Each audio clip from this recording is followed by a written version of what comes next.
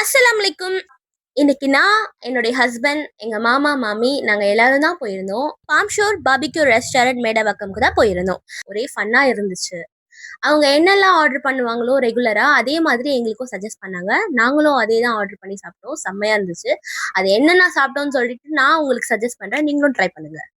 First போய் உட்கார்ந்த உடனே மெனு கார்டை அப்படி இப்படின்னு புரட்டி பார்த்துட்டு சூப் ஒன்று ஆர்டர் பண்ணோம். வேற என்னங்க, ஆன்சோ சூப் தான். அதுதான் எனக்கு ரொம்ப ஃபேவரட். ஃபர்ஸ்ட்டு நம்ம ஆர்டர் பண்ணியிருந்த சூப் வந்துருச்சு. அந்த சூப் நல்லா ஸ்பைசியாக டேங்கியாக செம்மையாக இருந்துச்சு. அதில் அந்த சோவை க்ரஷ் பண்ணி சூப்பில் ஊற விட்டு சாப்பிடும்போது ஆஹா செம்மங்க, வேற லெவலில் இருந்துச்சு. அப்படியே நெக்ஸ்ட் டிஷ் மிசாஜல் மாஷ்னு ஒரு பிளேட்டு சொல்லியிருந்தோம். அதில் 4 stuffed peas parathas, mutton and chicken seekh kebabs, malai tikka, reshmi kebab, chicken tikka, chicken விங்ஸ்ன்னு எல்லாமே அதிலே வந்துருந்துச்சு. பார்க்க எப்படி இருந்துச்சோ ப்ரைஸும் அந்த அளவுக்கு செம்மையாவே இருந்துச்சு. ஆனா வருத்துதாங்க. நீங்க பார்பிக்யூ லவர்ஸா இருந்தீங்கன்னா இந்த பாம் ஷோர் பார்பிக்யூ ரெஸ்டாரண்ட்க்கு வாங்க, நாக் அவுட் பண்ணிட்டு போங்க. இங்க ஒவ்வொரு டிஷ்ஷுமே டிஃப்ரெண்ட் ஃபிளேவர்ஸ்ல டிஃப்ரெண்ட் டேஸ்ட்ல செம்மையா இருந்துச்சுங்க. யூனிக்கா இருந்துச்சுங்க. நெக்ஸ்ட் இஃபா தேஜாஷ்னு ஒரு சிக்கன் ஐட்டம் சொல்லியிருந்தோங்க. அது ஸ்டிக்ல வச்சு கொடுத்துருந்தாங்க.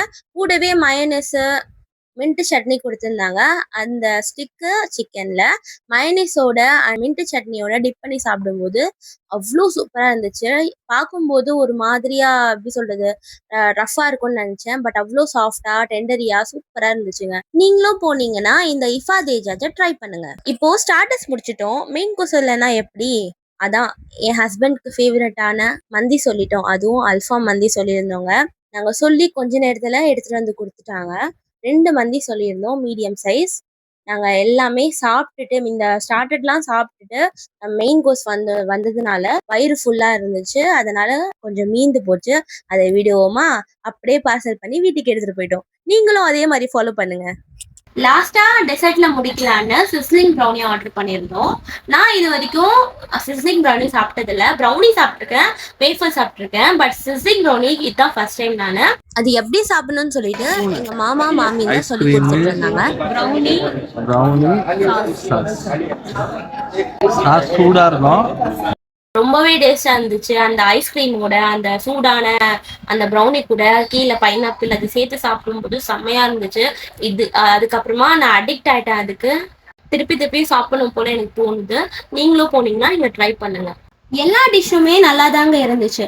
என்னன்னா ப்ரைஸ் தான் அதிகம். இட்ஸ் ஓகே, டிஃப்ரெண்டா ட்ரை பண்ணணும்னா நீங்களும் இங்க வந்து கண்டிப்பா ஒரு விசிட்டை போட்டுருங்க. தேங்க்யூ.